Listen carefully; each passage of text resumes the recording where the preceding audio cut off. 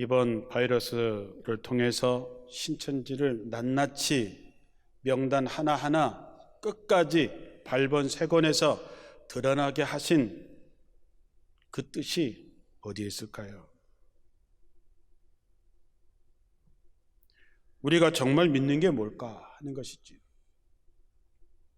우리가 날마다 믿는다, 하나님 믿습니다, 어떤 어려움, 어떤 병마 어디에서도 하나님이 건져주신다고 고백하면서 그런 상황이 생겼을 때 과연 우리가 하나님을 믿는가 아니면 세상 것을 믿는가 하는 거지요. 무엇보다도 여러분들이, 적어도 예배에 참석한 여러분들은 하나님에 대한 확실한 믿음으로 이 난관을 극복하시기를 주님의 이름으로 축원합니다. 어려워 보면 그 사람이 누군지 알게 됩니다. 어려운 일에 처하게 되면 그 사람의 믿음이 어떤 사람인지 알게 되지요. 오늘 하나님께서 우리에게 말씀합니다. 너희는 두려워하지 말아라. 내가 너와 함께 하겠다. 놀라지 말아라. 나는 네 하나님이다. 내가 너희를 강하게 하고 도와주며 나의 의로운 오른손으로 너를 붙들리라 말씀합니다. 우리 교회는 오늘부터 3주간 모든 모임을 하지 않기로 결정했습니다. 교회를 3주간 폐쇄한다고 하는 것은 참으로 어려운 결정입니다. 천주교도 236년 만에 최초로 미사를 드리지 않는다고 했지요. 아마 우리 교회도 6.25 때 교회가 다 불타버렸을 때 외에는 아마 이런 일이 없었을 것입니다. 그러나 현실은 정부에서 코로나 감염증에 대해서 위기가 심각한 경고로 올라가고 원주에서도 확진자가 이제 쏟아져 나오기 시작했기 때문에 교회도 사회 공동체의 일원이기 때문에 이 위기에 극복하고 동참하려고 하는 것입니다. 왜냐하면 이 코로나 사태는 우리 교회 역시 잠재적으로 감염지가 될 수 있는 여지가 많이 있기 때문에 결정한 것이지요. 신천지 모임을 통해서 어마어마한 사람들이 코로나에 감염되었던 것처럼 오늘날 교회를 통해서도 얼마든지 전파될 수 있기 때문에 부득불 결정하게 된 것입니다. 특별히 우리 교회는 다양한 직업, 다양한 곳에서 많은 분들이 일을 하기 때문에 더 조심하게 됩니다. 앞으로 3주 3월 22일 주일까지 우리가 예배를 드리지 않지만 상황에 따라서 연장될 수도 있습니다. 만약 3월 22일 날 우리가 마지막 주에 예배를 드릴 수 없게 된다면 그때는 나라가 완전히 통제력을 잃어버린 상태가 되었겠지요. 3주간 예배를 폐쇄하는 것은 믿음의 문제가 아니라 국가 방역 시스템에 협조하는 것이고 성도들을 보호하려고 하는 조치임을 여러분들이 알아주셨으면 합니다. 교회에서 예배가 멈추는 것이 아니지요. 교회에서 예배를 멈출 수는 없지요. 그래서 주일에는 목회자들만 모여서 이곳에서 예배 드릴 것입니다. 9시에 예배를 드리고 그 설교하는 것을 녹화를 해서 11시경에 홈페이지에다가 올려서 여러분들이 그 홈페이지에 올라온 목사 설교를 함께 들어주셨으면 좋겠습니다. 제 석사학위 논문이 사이버 처치에 대한 얘기입니다. 거의 감리교회에서 거의 최초로 이 논문을 온라인 예배에 대해서 쓴 것이지요. 그 방면에 대해서 저도 전문가지만 저희 교회는 온라인 예배를 드리지 않습니다. 왜냐하면 방법은 알고 있지만 저는 온라인 예배보다 각 가정마다 경건한 마음으로 모여서 드리는 그 예배를 하나님께서 더 기쁘게 받으시라고 저는 믿습니다. 저는 성경에서 가르친 것만이 예배의 원리로 삼습니다. 우리가 주의를 지키는 것은 예수님께서 부활을 통해서 구약의 안식일 제도를 완성하셨기 때문입니다. 교회는 주일을 거룩하게 지키기 위해서 예배당에 모여서 예배를 드렸습니다. 그러므로 공동체가 함께 모이는 이 예배가 임의로 소홀하거나 저버려서는 안 됩니다. 정한 시간, 정한 장소에서 예배를 드리는 것이 우리가 온전히 지켜야 할 신앙의 원리이지요. 만약 신앙에 대한 도전, 박해, 강제적으로 예배를 중단시키는 상황을 마주하는 것이라고 한다면 우리는 목숨을 걸고라도 예배당에 모여서 예배를 드려야 마땅하고 또 그렇게 할 것입니다. 그러나 이번 코로나 사태는 재난의 상황을 처한 성도들을 보호하고 지역 사회를 지켜내야 하는 특수한 예외적입니다.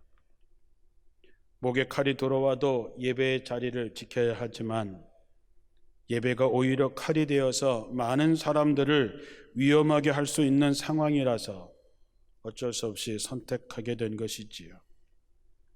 다시 말씀드리지만 주일날은 목회자들만 모여서 예배하고 목사님들과 직원들은 정상 근무를 하면서 교회를 잘 지켜갈 수 있도록 하고 예배가 멈추는 일이 없도록 하겠습니다.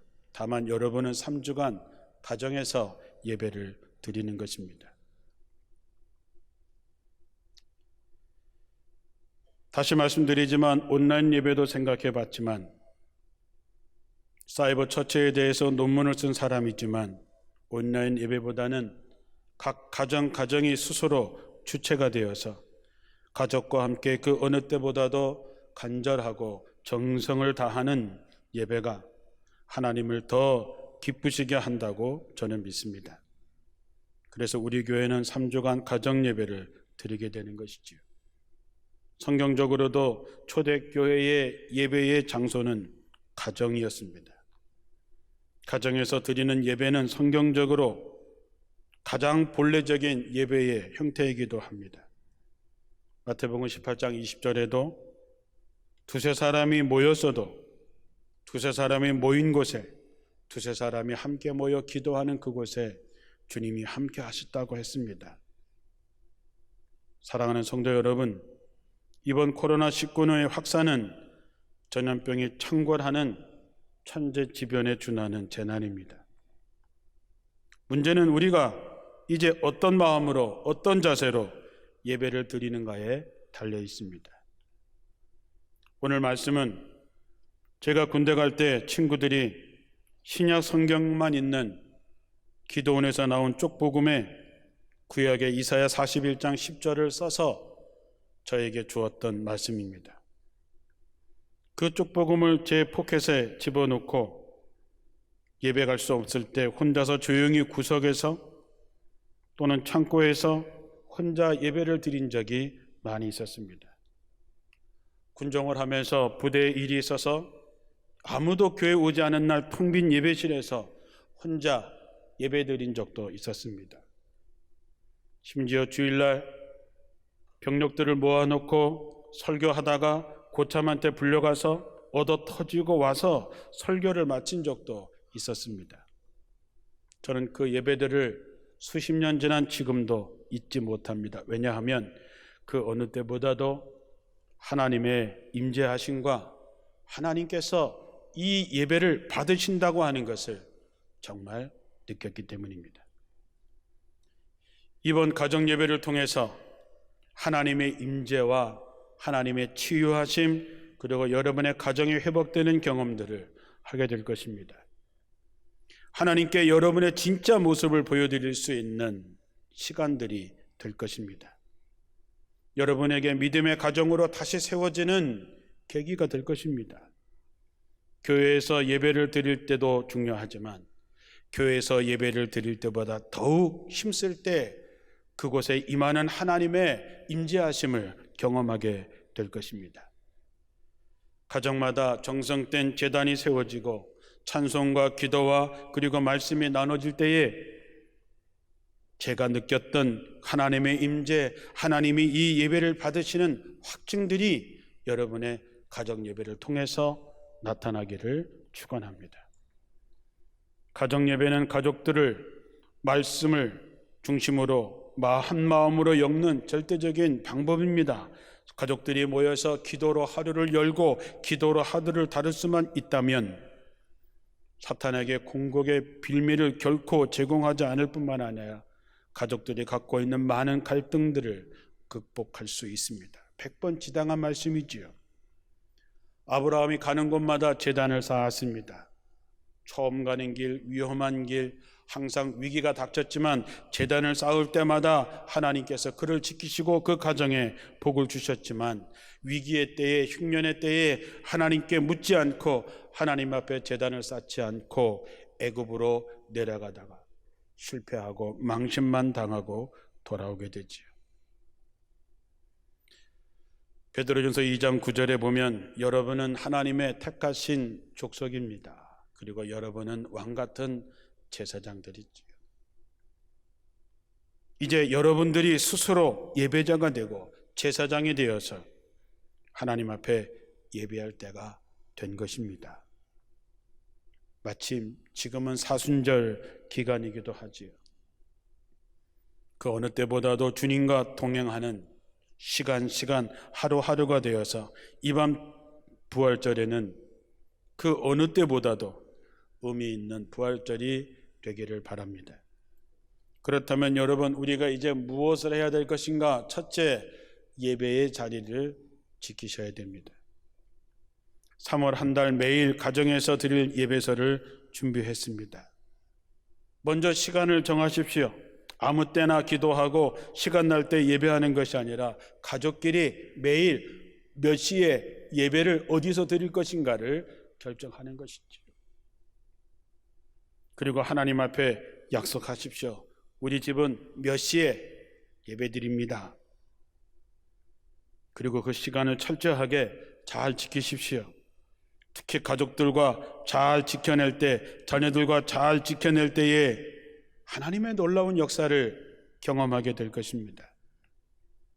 특히 주일 예배를 드릴 때는 옷도 제대로 갖추어 입으시고 경건함을 유지하십시오. 가능하다면 사회, 기도, 말씀 읽기 순서에 따라 서로 나누어 하시고 예배 후에 말씀에 대한 나눔과 결심도 하게 된다면 그것은 여러분들의 간증이 될 것입니다. 마지막 끝날 때 서로 손에 손을 잡고 나라와 민족을 위해서, 가족을 위해서, 교회를 위해서 2, 3분 합심 기도 후에 부모님 분 중에 한 분이 마무리 기도를 하시고 예배를 마치시고 여러분의 정성된 헌금을 모아서 온라인으로 헌금 구자로 보내시고 아이들에게 그것을 가르치십시오. 바라기는 그 어느 때보다도 곳곳에서 아벨의 제사처럼 하나님께서 기뻐 받으시는 예배가 여러분 가정에서 온전히 드려지게 되기를 주님의 이름으로 축원합니다. 진심을 다하시고 정성을 다하십시오. 하나님께서 여러분의 마음을 받으시도록. 우리가 다시 모여 성전에서 예배할 때에 그 예배가 정말 감격스러운 예배가 되기를 축원합니다. 두 번째는 기도의 자리를 지키십시오. 기도도 하는 시간을 스스로 정하십시오. 우리가 내가 코로나에 걸렸나 의심될 때 몇 번으로 전화하셔야 돼요? 1339로 해야죠. 여러분 하루에 3분씩 3번 구하십시오. 애워지지요? 여러분 내가 아픈가 안 아픈가 1339에 전화하는 것이 아니라 내가 매일 하루 3번씩 3분씩 하나님께 구하십시오. 예를 들어서 새벽기도 하시는 분들은 5시 30분에 예배하십시오. 예배서를 보고 펼쳐놓고 그것을 읽고 기도하십시오. 원주제일교회 모든 성도들이 곳곳에서 5시 반이 되면 새벽기도 하던 분들이 기도하는 그 모습을 생각하면 여러분의 마음이 큰 힘이 될 것입니다. 여러분이 해왔던 신앙의 습관들을 잘 지켜내시고 아이들과 아침에 기도하십시오. 하루를 하나님께 온전히 맡기고 주의 보혈의 피가 아이 한 사람 한 사람 가족들을 안전하게 지켜주시길 위해서 간절히 기도하십시오. 할 수만 있다면 아이들 하나하나의 머리 위에 안수하여 기도하시고 주의 보혈이 그들을 덮도록 여러분이 기도해 주십시오. 아내는 출근하는 남편을 붙잡고 그의 손을 잡고 그를 위해서 기도하고 서로를 위해서 기도하십시오. 사순절 기간입니다. 십자가의 길을 걸어가셨던 주님을 생각하면서 그 어느 때보다도 말씀을 붙잡고 기도하십시오. 역대하 7장 13절 이하에 이렇게 나와 있습니다. 하나님께서 혹시 내가 하늘의 문을 닫고 비를 내리지 않거나 혹 메뚜기 떼를 보내서 너의 농사를 망치게 하거나 혹 내가 전염병을 내 백성 가운데 보내어 유행하게 될 때에 내 이름으로 일컫는 내 백성들이 그들의 악한 길에서 스스로 떠나서 기도하여 내 얼굴을 찾으면 내가 하늘에서 듣고 그들의 죄를 사하고 그 땅을 고쳐줄 거다. 이제는 우리가 하나님의 자녀인 우리가 하나님 앞에 회개하고 하나님께 기도해야 될 때입니다. 세상의 의료가 사람을 고치는 것 중요하지만 이 지구상에 펼쳐지는 이 전염병을 고칠 수 있는 분은 하나님이십니다. 하나님께서 우리 보고 기도하라 그랬습니다. 스스로 죄악에서 떠나서 회개하고 내 얼굴을 찾으면 내가 하늘에서 듣고 우리들의 죄를 용서하고 그 땅을 고쳐주겠다 하셨습니다.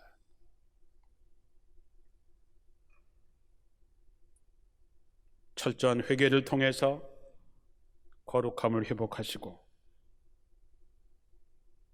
우리가 거룩함을 회복할 때에 우리 하나님은 우리의 기도를 들으시고 이 땅을 고쳐주실 것입니다. 가족의 이름 하나하나를 불러가면서 속도원들의 이름을 하나하나 불러가면서 이 나라와 이 민족을 불쌍히 여겨달라 기도하면서 고통 가운데 있는 이들을 위해서 방역과 치료를 위해서 사력을 다하고 있는 의료진들과 공무원들을 위해서 우리는 기도해야 됩니다. 기도하면 하나님께서 고쳐주신다 했으니 기도의 자리를 시간을 정해놓고 하루에 3번씩 꼭 지키시기를 주님의 이름으로 부탁을 드립니다. 3번째는 말씀의 자리를 지키십시오. 이번 사순절 기간 동안에는 가족과 함께 출애굽기를 읽으십시오. 출애굽기는 공교롭게도 40장입니다. 사순절 40일 조금 지났지만 우리가 정말로 애굽에서 나와서 광야로 지나 가나안으로 가는 여정이라고 생각하시고 매일 출애굽기를 1장 또는 2장 읽고 가족과 함께 그 말씀을 나누고 아이들에게 그 말씀을 나눠주십시오. 하나님께서 어떻게 이스라엘 백성들을 도우셨는지, 어떻게 기적을 행해서 저들을 지켜주셨는지, 이스라엘 백성들이 어떻게 잘못했는지, 어떻게 그 길을 걸어갔는지를 잘 설명해 주십시오. 성경은 곳곳에서 신자들에게 두려워하지 말라고 말씀하십니다. 코로나의 위협 속에서도 여러분은 두려워하실 필요가 없습니다. 그 이유는 우리가 코로나에 걸리지 않거나 걸리더라도 낫기 때문이 아니라 어떤 상황에서도 우리를 지키시겠다고 말씀하신 하나님의 약속을 주님께로부터 받았기 때문에 두려워하지 말라는 것입니다. 믿음의 사람들은 오직 이 말씀 속에서 하나님의 말씀을 믿음으로 하나님에 대한 확신을 가짐으로 우리는 두려움을 떨쳐낼 수 있는 것이지요. 이 신앙이 여러분들에게 가장 필요한 신앙이고 이 신앙이 여러분에게서 온전히 회복되기를 주님의 이름으로 축원합니다. 마지막으로 앞으로 어떻게 상황이 달라질지 모릅니다. 3월 중순이나 3월 말까지 계속해서 확산돼 갈 것입니다. 어쩌면 우리도 어쩔 수 없는 상황까지 갈 것입니다. 가급적 어르신들은 집안에 계시고 안내해드린 대로 예방수칙을 잘 지키십시오. 가급적 외출을 삼가하시고 다른 사람들과의 접촉을 최대한 줄이십시오. 지금은 신천지가 다 퍼뜨린 것처럼 되지만 그 외에 많은 사람들이 감염돼 있을 것입니다. 이번 코로나의 특징은 증상이 나타나지 않은 부증상자를 통해서도 감염되는 것입니다. 그렇기 때문에 가장 중요한 것은 사람들과의 접촉을 최대한 줄이는 것이고 외출하게 됐을 때는 예방수칙을 잘 지키십시오. 속장님들은 잘 살피셔서 우리 교회 연세 많은 어르신들 중에서 생필품이 부족하거나 마스크를 구할 수 없다면 교구 목사님들에게 연락하시면 무슨 일이 있어도 구해서 전해드리도록 그렇게 하겠습니다. 이제는 코로나를 피하는 것으로 되는 것이 아니라 코로나와 당당히 맞서서 싸워야 될 때가 이제 올 것입니다. 혹시 코로나에 감염될 경우에도 염려하지 마십시오. 코로나에 감염돼도 80%는 자기가 걸린지 안 걸린지 모르고 지나갑니다. 20%만 증상이 나타나게 돼 있고 사망률은 중국이 2%, 우리나라는 1%입니다. 독감 걸려 죽는 퍼센트와 거의 흡사합니다. 그러니 너무 염려하지 마시고 또 우리나라는 최고의 의료진으로 충분히 치료할 수 있습니다. 또한 교회 목사님들이 여러분을 늘 위해서 기도하고 여러분을 도울 수 있는 대로 도와드릴 것입니다. 참으로 어렵고 난감한 때이지요. 피하고 싶은 때, 도망가고 싶을 때마다 저는 찬송가 147장을 늘 생각합니다. 거기 너 있었는가 그때에 주님 십자가에 달릴 때. 주님 십자가에 달릴 때 이 고난과 어려움이 있었을 때에 너 거기 있었는가? 너 예배의 자리에 있었는가? 너 정말 기도의 자리에 있었는가? 너는 말씀의 자리에 있었는가? 하는 것이지요. 그때 나는 예배의 자리에 있었습니다. 그때 나는 기도의 자리에 있었습니다. 그때 나는 말씀의 자리에 있었습니다. 이렇게 대답하시기를 바랍니다. 애굽의 10가지 재앙 속에서 하나님의 백성을 지켜주셨듯이 여러분의 굳센 믿음으로 지키는 예배의 자리, 기도의 자리, 말씀의 자리가 여러분의 가정을 하나님의 특별하신 보호함 속에서 여러분을 지켜주시기를 원합니다. 저는 이번 코로나 사태 속에 하나님의 섭리가 있다고 믿습니다. 이 사태가 이런 사태로 그냥 끝내서가 아니라 이 사태를 통해서 하나님께서 무엇을 말씀하시려고 하는지를 주의 깊게 살펴봐야 됩니다. 어떻게 이런 일이 생길 수 있을까가 아니라 왜 우리에게 이런 일이 생겼을까를 묻는다면 거기에 하나님의 섭리, 하나님의 음성을 들을 수 있습니다. 이 위기 상황을 잘 이겨내시고 귀로만 듣던 하나님을 눈으로 뵙는 건강한 몸, 건강한 믿음으로 다시 만나게 되기를 주님의 이름으로 축원합니다.